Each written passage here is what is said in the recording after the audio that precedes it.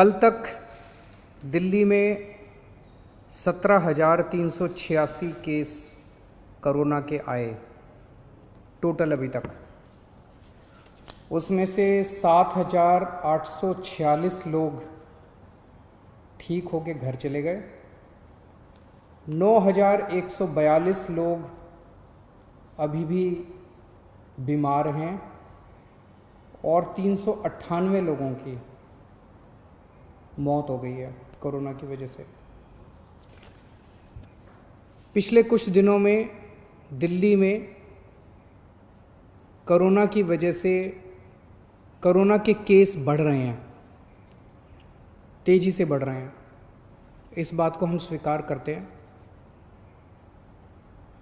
ये थोड़ा चिंता का विषय है, लेकिन घबराने की कोई ज़रूरत नहीं है। मैं आपका मुख्यमंत्री आपको ये भरोसा दिलाना चाहता हूँ कि आपकी सरकार कोरोना से 4 कदम आगे चल रही है। जितनी ज़रूरत है उससे कहीं ज़्यादा इंतज़ाम हम आपके इलाज के लिए कर रहे हैं।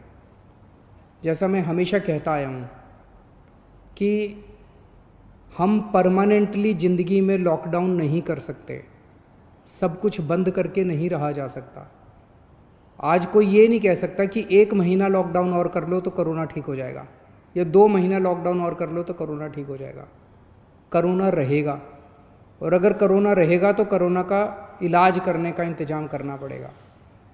हमारी पूरी सरकार इस टाइम कोरोना के मरीजों का इलाज करने की तरफ ध्यान दे रही है। दिल्ली का मुख्यमंत्री होने के नाते 2 चीज़ों पे ही मेरे लिए चिंता होगी। अगर दिल्ली के अंदर कोरोना की वजह से मौत का आंकड़ा बहुत बढ़ने लगा, मेरे लिए चिंता होगी। मेरा पूरी कोशिश है कि कोरोना के मरीज अगर बढ़ भी रहे हैं तो वो ठीक हों और घर चले जाएं, ठीक हों और घर चले जाएं। तो मौत नहीं होनी चाहिए कोरोना की वजह से, इसको कम से कम रखने की हम पूरी कोशिश कर रहे हैं। और दूसरी चीज़, कोरोना की वजह से मान लीजिए 10,000 पेशेंट हो गए और हमारे पास 8,000 बेड हैं, तो मेरे लिए चिंता का विषय है। जब लोग इधर उधर के धक्के खाएंगे बेड के लिए, मेडिकल के लिए, इंतजाम के लिए, ऑक्सीजन के लिए, वेंटिलेटर के लिए अगर लोगों को धक्के खाने पड़ेंगे, तब मेरे लिए चिंता का विषय है। और अगर बेड कम पड़ गए, ऑक्सीजन कम पड़ गई, वेंटिलेटर कम पड़ गए, पीपी किट कम पड़ गए, तो उसकी वजह से मौत भी ज़्यादा हो जाएंगी, क्योंकि उनको इंतजाम नहीं मिलेगा। तो इस तरफ हमने पिछले 1 हफ्ते में हमने बेड्स का खूब इंतजाम कर लिया है। आज दिल्ली में 17,386 अभी तक टोटल केस हुए। इनमें से केवल 2100 पेशेंट अस्पतालों में हैं, बाकी सब घरों के अंदर हैं। जो भी एक्टिव पेशेंट्स हैं घरों में हैं, घरों में इंतजाम कर रहे हैं, घरों में इलाज करा रहे हैं। 2100 पेशेंट अभी अस्पतालों में हैं। और हमारे पास पिछले 1 हफ्ते में हमने इस पर काफ़ी काम किया है। आज की डेट में 6600 बेड कोरोना के, केवल कोरोना के लिए 6600 बेड का इंतजाम कर लिया है। पिछले हफ्ते जब मैं आपसे मिला था 1 हफ्ता पहले, हमारे पास टोटल मिला के 4,500 बेड का इंतजाम था। पिछले 1 हफ्ते में हमने 2100 और बेड का इंतजाम कर लिया। 6600 बेड हैं आज हमारे पास। इन 6600 बेड्स में से केवल 2100 बेड के ऊपर पेशेंट हैं, 4500 बेड खाली पड़े हैं अभी अपने पास। और पिछले हफ्ते हमने ऑर्डर जारी कर दिए, 5 जून तक दिल्ली में 9,500 बेड्स तैयार हो जाएंगे। उनकी तैयारी चल रही है, ऑर्डर जारी कर दिए हैं। कई होटल्स को टेक ओवर कर रहे हैं हम लोग, होटल्स के अंदर बेड बना रहे हैं, वहाँ पे ऑक्सीजन कॉन्सेंट्रेटर लगाएंगे, अगर जरूरत पड़ी वहाँ भी ऑक्सीजन देने की, वहाँ भी ऑक्सीजन देंगे। तो 2100 पेशेंट्स के, केवल 2100 आज पेशेंट्स हैं, 6,500 बेड तैयार हो चुके हैं और 9,500 बेड और 1 हफ्ते के अंदर तैयार हो जाएंगे। तो आपको चिंता करने की ज़रूरत नहीं है। थोड़ा सा आपको ब्रेकअप दे देता हूँ। दिल्ली सरकार के जो अस्पताल हैं, इसके अंदर अभी तक हमारे पास 2,500 बेड थे। 5 जून तक 4600 बेड तैयार हो जाएंगे टोटल। केंद्र सरकार के अभी तक 2329 बेड थे, ये थोड़े कम हो गए हैं, 2229 बेड अब केंद्र सरकार के हैं अस्पतालों में। और प्राइवेट में सबसे ज़्यादा डिमांड थी। 677 टोटल अभी तक बेड थे, आज की डेट में 2677 हो गए हैं। 2500 से ज़्यादा बेड आज प्राइवेट में अवेलेबल हैं, प्राइवेट अस्पतालों में 2500 से ज़्यादा। और 5 जून तक 3677, 3500 बेड प्राइवेट सेक्टर में हमारे पास हो जाएंगे। अक्सर बहुत सारे लोग प्राइवेट में जाना चाहते हैं, कहते जी मेरे पास तो इंश्योरेंस है, मैं तो प्राइवेट में जाना चाहता हूँ। आपकी मर्ज़ी, आप कहीं भी जाइए, लेकिन आपकी जानकारी लिख के बता दूँ, जैसे दिल्ली के सरकारी स्कूल बहुत अच्छे हैं, दिल्ली के सरकारी अस्पताल भी बहुत अच्छे हैं। अगर आप सरकारी अस्पतालों में जाएंगे तो आपको अच्छी व्यवस्था मिलेगी। एक चीज़ आपकी, एक आंकड़ा आपकी जानकारी के लिए, 14 मई को दिल्ली में 8,500 केस थे। 15 दिन बाद आज 17,000 केस हैं, डबल हो गए, 8,500 केस बढ़ गए।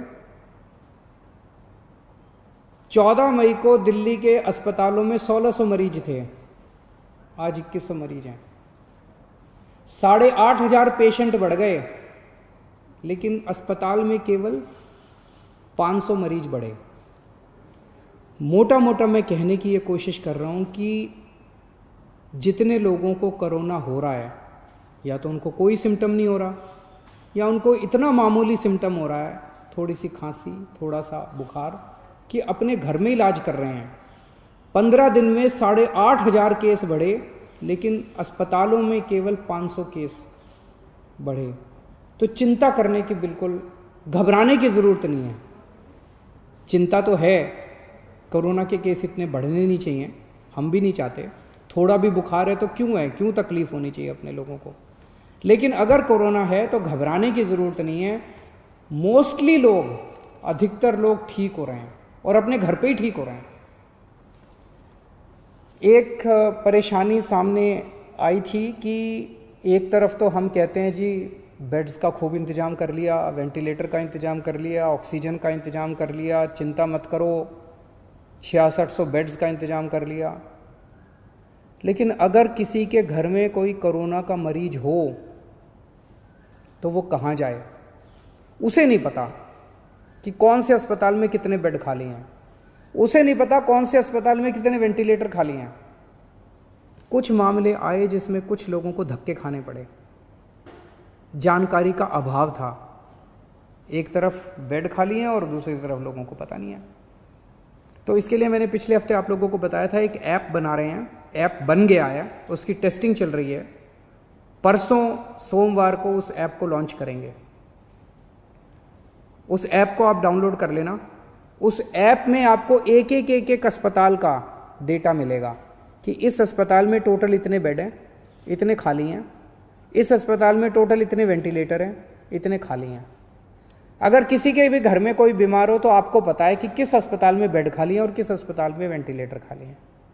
आपको कहीं धक्के खाने की ज़रूरत नहीं है, आप उस हिसाब से उसी अस्पताल में जाओगे। जिनके पास स्मार्टफोन नहीं है वो वेबसाइट पे जाके कर सकते हैं, वेबसाइट वेब पेज भी बना रहे हैं, और एक हेल्पलाइन 1031 जो है उसके ऊपर भी ये वाली सारी जानकारी आपको मिल जाया करेगी। तो इसके बाद मैं समझता हूँ कि आपको इधर उधर कहीं धक्के खाने की ज़रूरत नहीं पड़ेगी। एक मेरी सब लोगों से ये निवेदन है कि गंदी राजनीति के चलते कुछ लोग भ्रमित करने वाले वीडियो बनाते हैं। वीडियो कहीं और का है।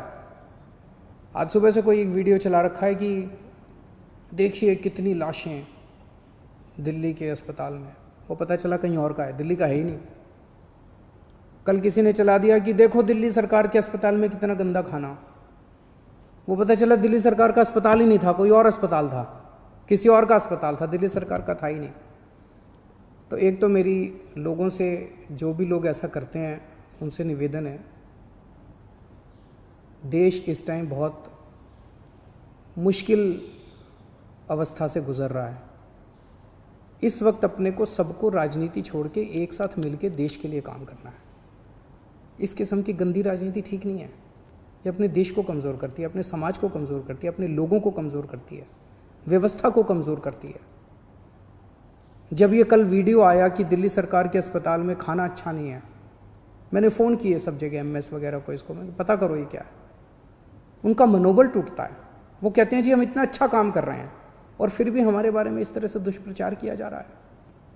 जो डॉक्टर, जो नर्स इतना आगे बढ़ के काम कर रहे हैं, आज दिल्ली के अंदर दिल्ली के डॉक्टर्स, दिल्ली के नर्सेज ने इतनी मेहनत करके दिल्ली के अंदर डेथ के फिगर को, मौत के आंकड़े को इतना कम रखा हुआ है, और आप एक किसी और देश का, किसी और शहर का वीडियो चला के कहते हैं दिल्ली में लाशों का ढेर। सोचो उनके मन पे क्या गुजरती है। उनकी मेहनत का हम एक तरह से इंसल्ट कर रहे हैं। ऐसा मत कीजिए। और अगर आपको ऐसा कोई वीडियो मिले तो आंख बंद करके उस पर भरोसा भी मत कीजिए। अक्सर कई सारे ऐसे वीडियो फर्जी चल रहे हैं। अगर कोई सच्चा वीडियो होगा मैं आपको भरोसा देता हूँ उसके ऊपर एक्शन लिया जाएगा, और हमने लिए हैं कि बहुत सारे ऐसे झूठे वीडियो भी चल रहे हैं। नमस्कार। Subscribe to our channel by clicking the subscribe button. Click the bell button and enjoy the latest uploads from our channel.